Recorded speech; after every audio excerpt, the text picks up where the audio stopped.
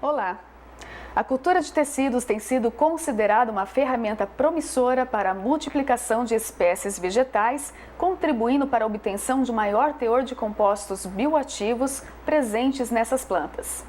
Diferentes estratégias utilizando sistemas de cultura in vitro, associada a ferramentas biotecnológicas, foram desenvolvidas com o objetivo de aumentar a produção de metabólitos secundários ou até mesmo os primários, com potencial de uso na indústria. No programa Saúde e Consciência desta semana, vamos abordar os aspectos fundamentais da biotecnologia referente ao uso da cultura de tecidos vegetais na produção de compostos químicos de interesse para a indústria. Para falar sobre este assunto, eu convidei a professora doutora Hélida Mara Magalhães, que é mestre em Ciências Agrárias pela Universidade Federal de Minas Gerais, doutora em Agronomia e Fitotecnia e Produção Vegetal pela Universidade Federal de Lavras e é professora pesquisadora da Universidade Paranaense, sendo que ela orienta mestrado e doutorado no programa de pós-graduação em Biotecnologia Aplicada à Agricultura. É daqui a pouco, não saia daí.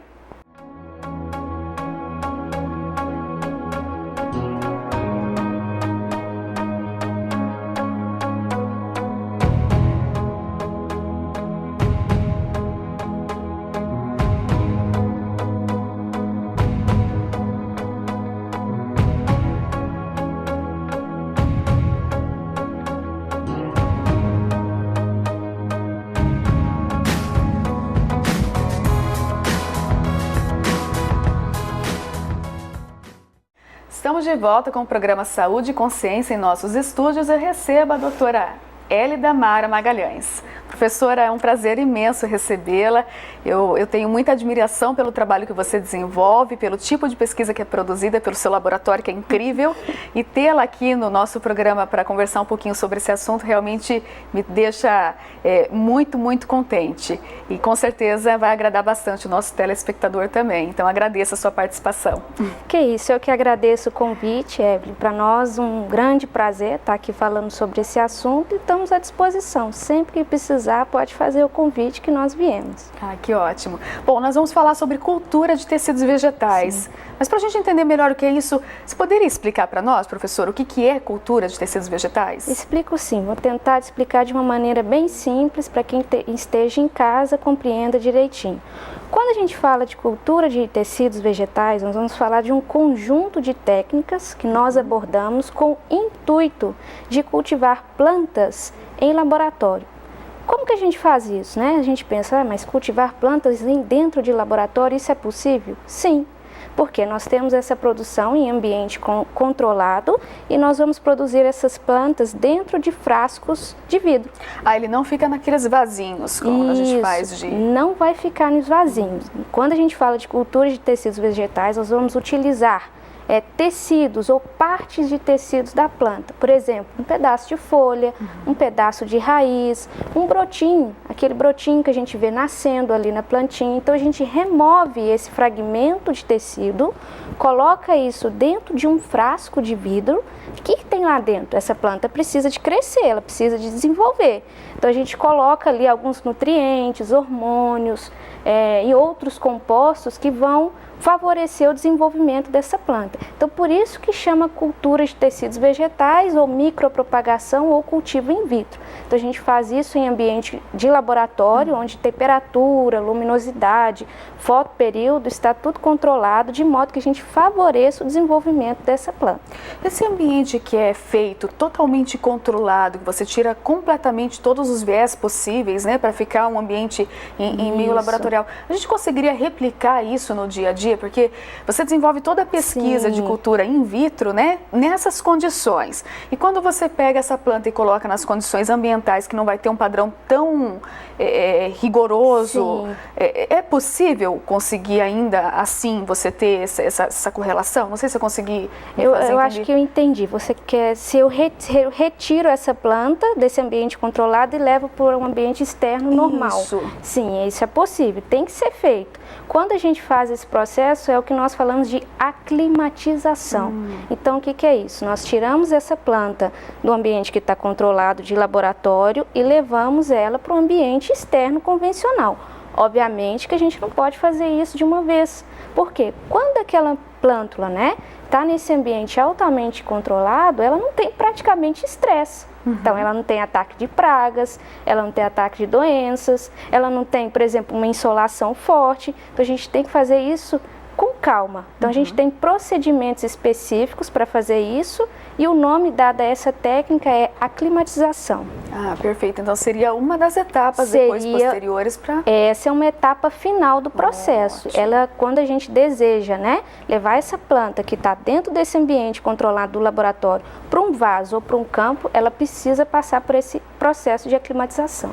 Essas plantas, assim, quando a gente começa a estudar um pouquinho e ler, mesmo na internet, sobre cultura de tecidos vegetais, surgem os nomes que elas geram compostos primários, secundários. Sim. O que seria isso, professora?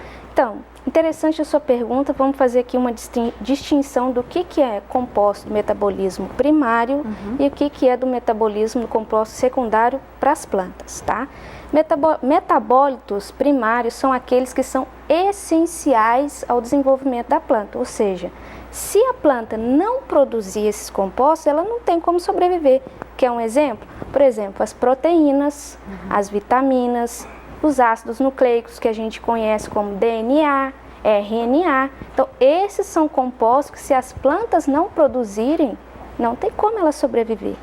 Já os metabólitos secundários são compostos que eles não são essenciais ao desenvolvimento da planta, ou seja, a planta consegue completar o seu ciclo de vida sem eles. No entanto, eles são, do ponto de vista essenciais quando nós fazemos interações com fatores abióticos e bióticos. Por exemplo, aquela planta, né, que está ali parada no ambiente, está recebendo uma grande quantidade de insolação, vocês já pararam para pensar como que ela consegue ficar ali numa temperatura de 35 graus, né, 40 graus? Obviamente que ela tem mecanismos de defesa, então ela vai produzir alguns desses metabólitos secundários que vão ajudar a mitigar esse efeito da temperatura. Com a gente é o contrário, né? Quando está muito quente, o que a gente faz? Liga o ar-condicionado, corre. Agora a planta não, ela está ali parada, ela está ali estática. E então, ela tem que achar meios para tentar sobreviver. Ela tem que achar meios, e não é só em relação à temperatura, ataque de pragas, ataque de doenças. Então esses metabólitos secundários, como eu disse, eles não são essenciais à sobrevivência da planta, mas eles contribuem muito, né? Justamente com essas condições climáticas adversas, ataques de pragas, para ajudar essa planta a passar por esses problemas. É possível que a pesquisa envolvendo culturas de tecido consiga fazer com que essa planta produza esses compostos secundários ou primários que ela não produziria se ela tivesse, né, em campo? Você consegue mudar o que ela vai produzir?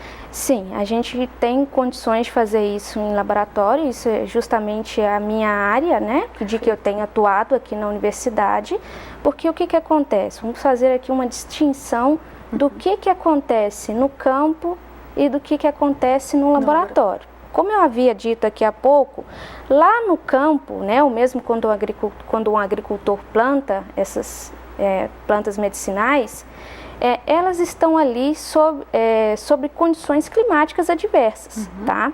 Então, como eu falei, temperatura, luminosidade, ataque de pragas, ataque de doenças. Agora, quando eu levo para o laboratório, eu tenho condições de controlar tudo isso. E aí, o que eu vou fazer? Direcionar os meus tratamentos para que eu possa produzir compostos de interesse. Por exemplo, para a indústria farmacêutica, para a indústria cosmética, alimentícia e aí várias. É um ponto importante, né? Então quer dizer que esses compostos que vão ser produzidos, eles têm interesse, eles têm apelo para ser utilizado pela indústria. Exatamente, Evelyn.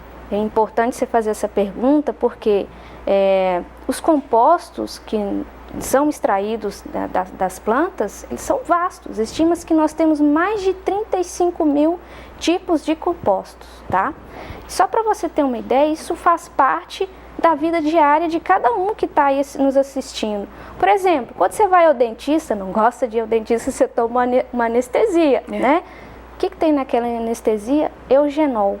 Então, eugenol é um composto retirado, um composto metabólico secundário da classe dos fenilpropanoides, que é retirado dessas plantas e é utilizado como anestésico. Nós utilizamos os antioxidantes, né? Tão falada a importância dos antioxidantes na alimentação, para prevenir câncer, envelhecimento, doenças cardiovasculares. Então, nós temos uma extensão muito grande do uso desses compostos. É fabuloso. Assim, nós temos um universo infinito ainda a ser explorado. É verdade. E assim, ó, essas tecnologias todas que são empregadas dentro da cultura de tecidos, ela pode ser produzida, na verdade, no laboratório, e quando ela está em campo, ela vai ter um outro nome, que seria aquela produção convencional. Isso. Poderia explicar para nós essa diferença, professora? Sim. Interessante sua pergunta, porque nós temos duas maneiras convencionais de extrair esses compostos, que é o que é feito. Primeira, o produtor vai plantar, cultivar essas plantas, né, que tem maior potencial para a extração desses compostos, né? Então ali ele tem uma área reservada, ele faz o plantio, ele vai cuidar dessas plantas, no momento certo ele envia isso para a indústria, pode ser indústria farmacêutica, cosmética, alimentícia, não importa.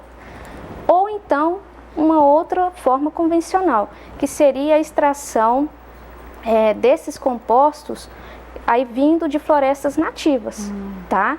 Então, o que acontece? Nós sabemos que o nosso país é riquíssimo em biodiversidade. E essa biodiversidade, ela vem sendo explorada. Então, a partir do momento que se identifica uma planta nativa que tem potencial em fornecer esses compostos, muitas vezes são coletadas folhas, raízes, frutos, leva-se isso para a indústria e faz a extração desse composto. O que eu faço no laboratório, então, é uma metodologia que é diferente, porque isso seria um padrão convencional. Então, o meu padrão não é convencional. Então, o que eu faço? Eu vou tentar melhorar a produção, né, desses compostos utilizando a técnica de cultura de tecidos vegetais, onde eu vou pegar um pedacinho, um fragmento daquele tecido vegetal, vou colocar dentro de um frasquinho, né, de um frasco de vidro com um meio específico, e ali eu vou colocar uma série de produtos, de reagentes, que daqui a pouco a gente pode falar mais sobre isso, para que eu possa otimizar, ou seja, fazer aquela planta produzir mais que o esperado. Tem vantagem nesse processo, Evelyn? Muitas, tá? Porque a partir do momento que eu levo essas plantas para o ambiente de laboratório, o que acontece? Eu posso controlar as condições de produção.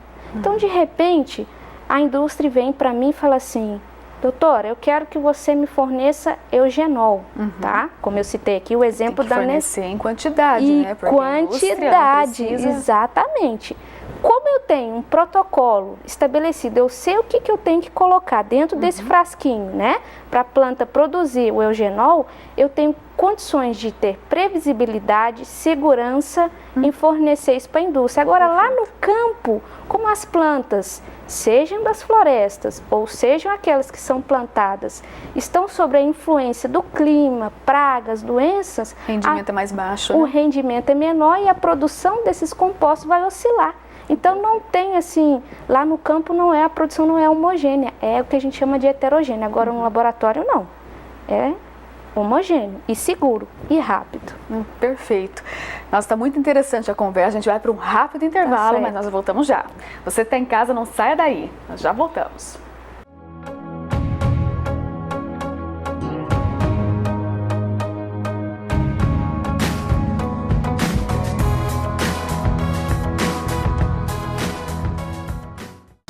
Capacitar profissionais para atuação na área de plantas medicinais. Esse é o compromisso do mestrado profissional em plantas medicinais e fitoterápicas na atenção básica da Unipar. Recomendado pela CAPES, com 2 linhas de pesquisa e moderna infraestrutura, o curso tem como objetivo formar mestres que contribuam com o setor produtivo e com o sistema público de saúde na área da fitoterapia. Venha fazer parte desta equipe de sucesso. Unipar, um espaço para o seu talento. Capacitar profissionais para atuação no campo da biotecnologia agrária. Esse é o compromisso do mestrado e doutorado em Biotecnologia Aplicada à Agricultura da Universidade Paranaense. Recomendado pela CAPES. com moderna infraestrutura e corpo docente com formação internacional. O mestrado em Biotecnologia Aplicada à Agricultura da Unipar prepara os melhores mestres e doutores para o mercado de trabalho. Venha fazer parte desta equipe de sucesso. Unipar, um espaço para o seu talento.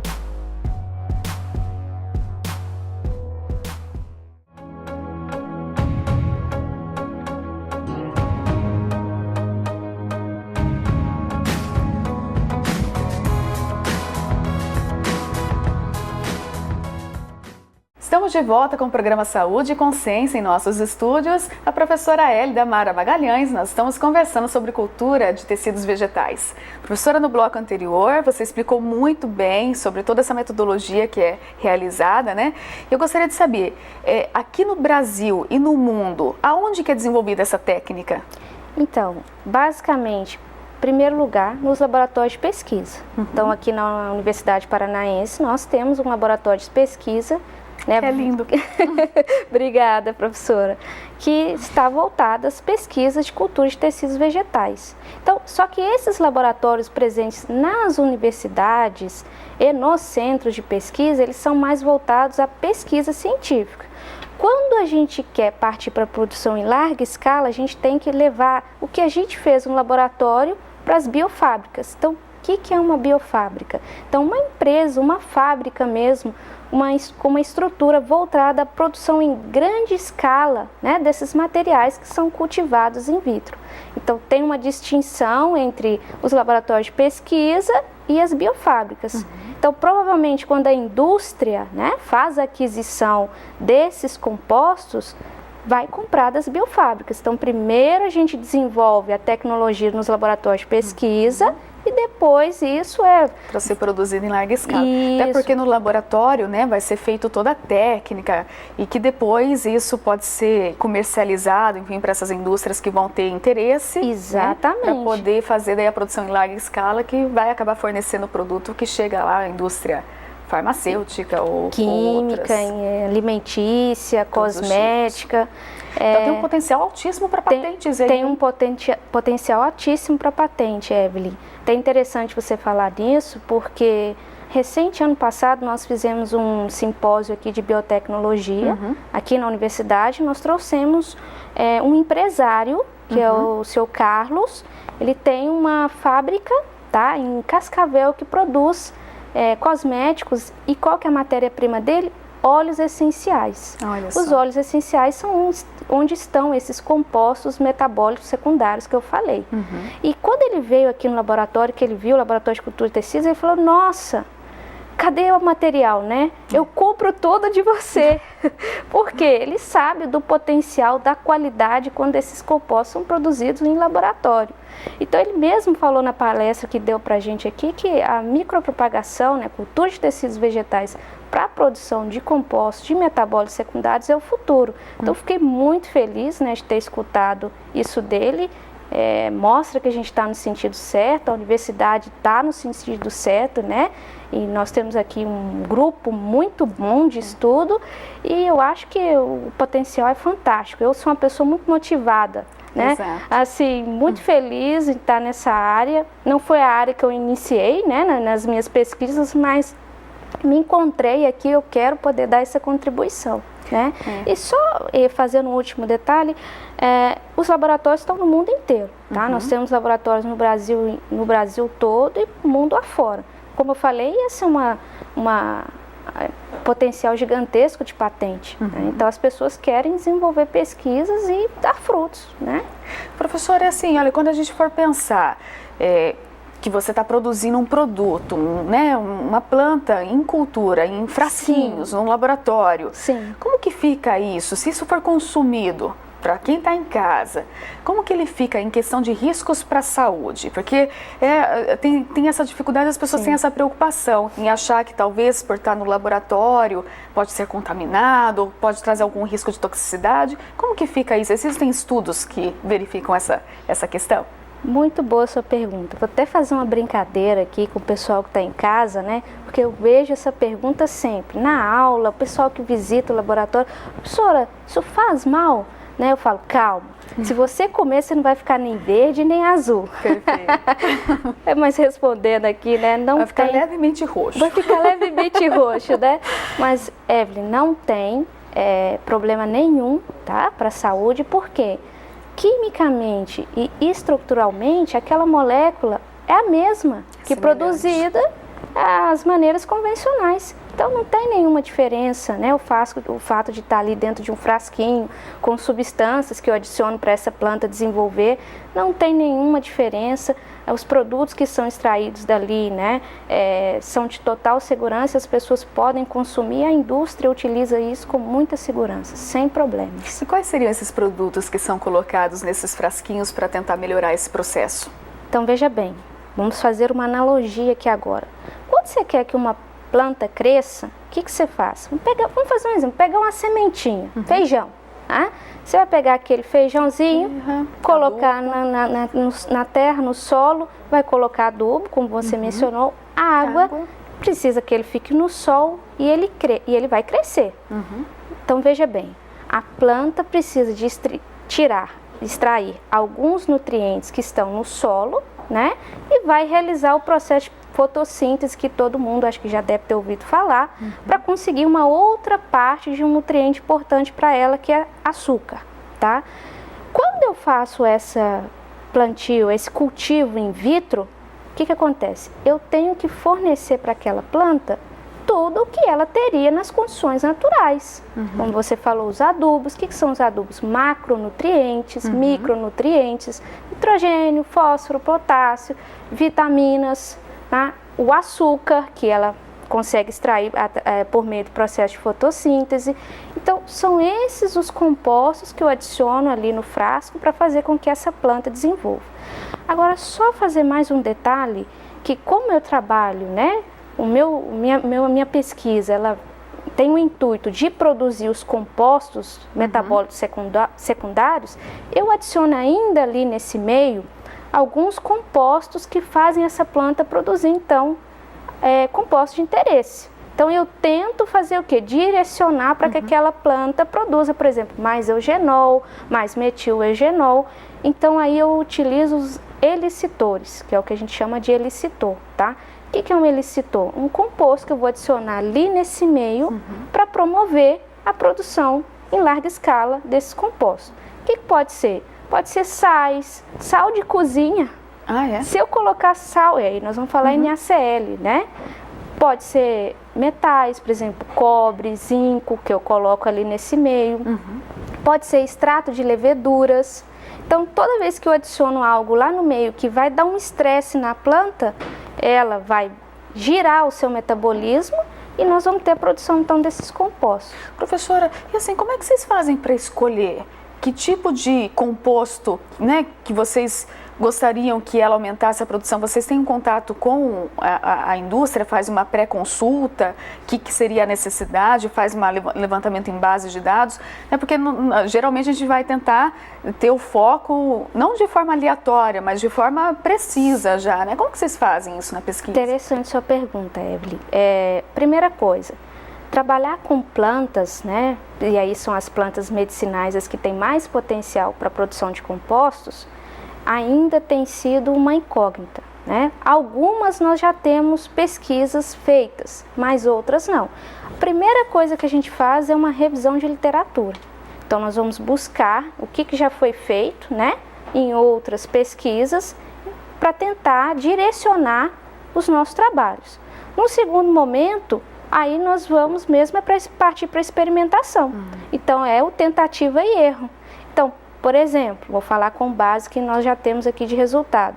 Eu sei que para o manjericão, se eu quero aumentar a produção de metil-eugenol e eugenol, eu posso adicionar cobre ali naquele meio. Então, inclusive esse é um trabalho publicado, né, que vai ser publicado agora para um aluno de doutorado nosso, um grande mérito dela, que é a Jéssica, e a gente sabe que se adicionar cobre, essa planta vai aumentar a produção desse composto. O trabalho dela é inédito. Tá? Então, é mais tentativa e erro. Então, a gente vai experimentando, faz uma revisão de literatura, né? Mas quando não tem, a gente vai por tentativa e erro. Perfeito, belíssimo trabalho. E assim, qual mensagem, professora, que você deixaria para o telespectador que está em casa nos assistindo sobre esse potencial comercial mesmo, né, de utilizar técnicas como essa? Qual que seria a mensagem que você daria para eles? Evelyn, eu queria deixar aqui, né, para você que está aí nos assistindo, nós precisamos, esse país precisa de pesquisa, né? Então, assim, os jovens, né, que sejam pessoas engajadas, otimistas, comprometidas para o país. Nós temos ainda uma vastidão a ser explorada. O país precisa de pesquisa, as universidades estão aí, como a Universidade Paranaense. Então, você que está em casa, seja engajado, né? Venha para a universidade, venha estudar conosco, né? Então, precisamos de gerar pesquisas para esse país. Eu acho que os dois lados, né? Não só somente o aluno, mas também o comerciante, o agricultor. Sim. Eles também têm um papel fundamental, porque eles podem trazer a dificuldade que eles estão apresentando lá no campo, ou mesmo no processo industrial, e trazer para que isso seja resolvido dentro da universidade, que é o melhor local para isso. Exatamente, você falou num ponto importante. A gente precisa desse aluno que venha pesquisar conosco, precisamos de uma sociedade que cobre isso, né, do governo. A pesquisa ela tem que entrar naquela listinha, né, de segurança, alimentação, educação. Exato. Precisamos. O empresário para cá, para investir também nas pesquisas, né, trazer recursos para as pesquisas, e o agricultor, que se precisar, né, ou mesmo a indústria de informações, tragam para nós os assuntos que eles precisam de resolver, os problemas, porque a universidade está sempre de porta aberta e nós queremos resolver da melhor maneira possível. É o nosso papel, né, É professora? o nosso papel. Isso mesmo. Eu agradeço a sua participação, eu acho o trabalho que você desenvolve realmente belíssimo. Obrigada, o laboratório é espetacular. Você que está em casa não pode deixar de vir conhecer o Laboratório de Cultura de Tecidos aqui da Universidade, que é incrível. E eu agradeço novamente. Eu que agradeço a oportunidade de estar aqui fazendo alguns esclarecimentos, né, de uma área que para mim tem me motivado muito e que eu amo de paixão. Obrigada pela sua audiência e eu espero você na próxima semana.